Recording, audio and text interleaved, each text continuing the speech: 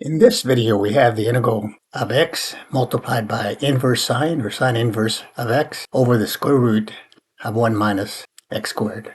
As always, the first thing you need to decide is which method of integration are you going to use. I've mentioned before in my other videos that I always look for the standard u substitution. Is that going to work? Now, if this integral didn't have this x here, the derivative of inverse sine, or sometimes called arc sine of x, would be 1 over the square root of 1 minus x squared. That would be your substitution. If we didn't have the x here. We simply let u equal to sine inverse of x and find du, and it's fairly easy. Now in this case we have the x, so that's not going to work. So the next method that I would look at, unless it's pretty obvious, you have a rational expression, and you might use a partial fraction decomposition or a trig substitution of some sort. Now here's the situation here. In this one, I can compute the derivative of sine inverse of x. So here's the derivative of sine inverse. In this case, we're using u. U here will be a function of x. Now in our case, we just have an x right there. So this is saying that to compute the derivative of the inverse sine of a variable, in this case u, it would be the derivative of whatever this represents. So let's say if this was an x, like in our case, then the derivative of x, we just place the x, this would be just 1. And then we have the square root of 1 minus x squared. Now this could be, say, 2x. The derivative of that then would be 2. So this would be a 2 here. And then we have 1 minus 2x squared, or 4x squared, when you plug it in there. And here's the formula for integration by parts. Okay, u substitution, the standard u substitution here won't work. I can break this up. Anytime you can break the integrand into two functions. Remember, here you have an x and sine inverse of over this. Sometimes you don't have that. You can always multiply by 1. Your second function, or your dv, could be 1 or dx. So what we're going to do then is let u equal to sine inverse of x here, because I can compute the derivative of that. In this case, the u is x, so the derivative of x with respect to x is 1. I have the dx right there. And then it's the square root of 1 minus whatever the u is, in this case it's x squared. So du would be 1 over the square root of 1 minus x squared dx. My dv then is going to be the x over this expression.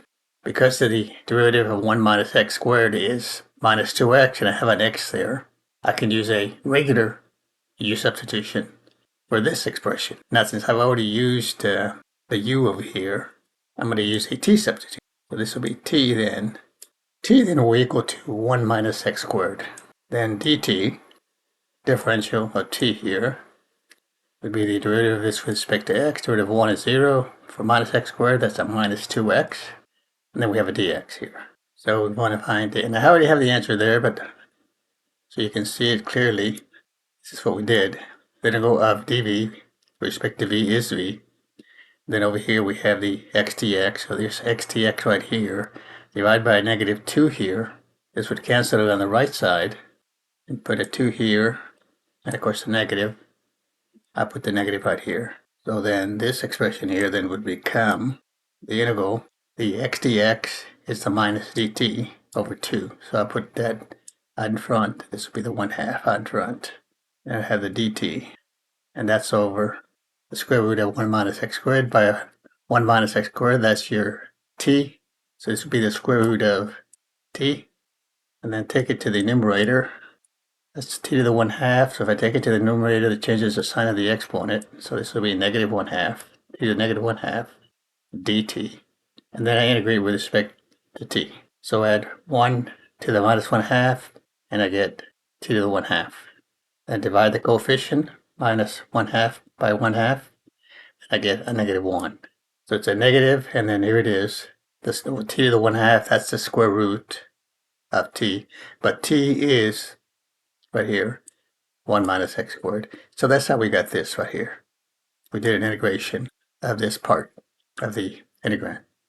Now we're ready to apply the formula right here. So the integral then is going to equal to, on the right side, it's always a product of u and v. So there's u and there's v right there.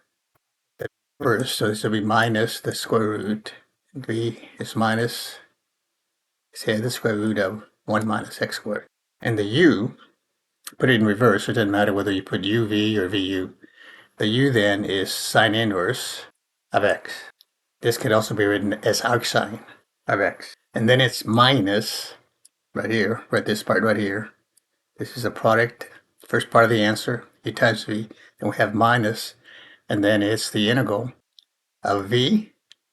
There's this v right here, so this is going to be minus the square root of 1 minus x squared. So it's v du, and there's my du right here. So then it's du, this will be 1 over the square root of 1 minus x squared. And then you got your dx. So notice this is in the numerator, the square root of 1 minus x squared. This what's in the denominator, so those are going to cancel out. So this is going to be a minus outside the integral. And then so we have a minus right here, and these cancel out, so this just becomes a minus 1 here, dx. So let's just eliminate these here. So these cancel out, and leaves me with a minus 1 dx. And we have a double negative here, so that's going to be a positive 1 dx. So the integral of 1 dx, or just dx, is x. So this part right here will just come out to be an x here. Once you integrate 1 with respect to x is x. So we can write this as, so we have a plus x after we simplify, plus the constant of integration. So final answer again right here comes out to be minus the square root of 1 minus x squared multiplied by sine inverse of x, then plus x, and then plus your constant of integration. Thanks for watching. We'll see you next time.